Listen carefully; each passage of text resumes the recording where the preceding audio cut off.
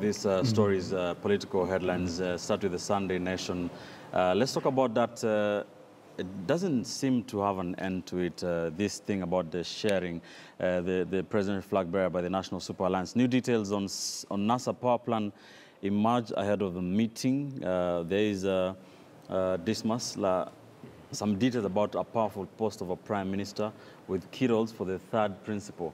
What's your take on this new details? Are they new anyway?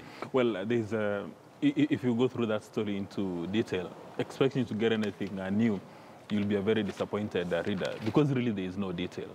And what the principals are agreeing upon is that one of them is obviously going to be the president, the other one is going to be the deputy president, one will be in charge of the legislative agenda, and the other person will be a first among equals in the cabinet. So really there is no new detail. And from when you look at the body language of the four principals, the NASA principals, they've actually taken a decision on who is going to be the presidential candidate and who is going to be the running mate, and who is going to be in charge of the legislative agenda. They've actually, they already know. What they're doing now when they're going for all these retreats is to plan on how to manage expectations. That are, for instance, how do you break this news to the Luya nation so that there is no fallout? How do you break this news to the Kamba nation so that there is no fallout? And in deciding this thing, they looked at a number of variables. The first one they were looking at is all of them have run for as a presidential candidates or as running mates all over since we got into multi-party politics.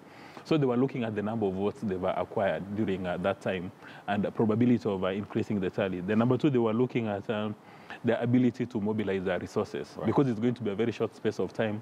Are they going to mobilize resources? But more important, they were looking who is able to get the Jubilee votes from Rift Valley, who can easily go to Rift Valley and ruffle the feathers and get votes. And again, who is likely to create a situation in central Kenya that the people do not become nervous. So those are some of the variables they were looking at.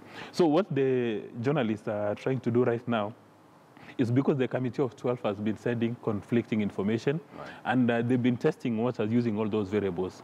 And you recall the ODM Secretary General was too honest for a politician when she actually confirmed that all the information which has been coming out has been leakages.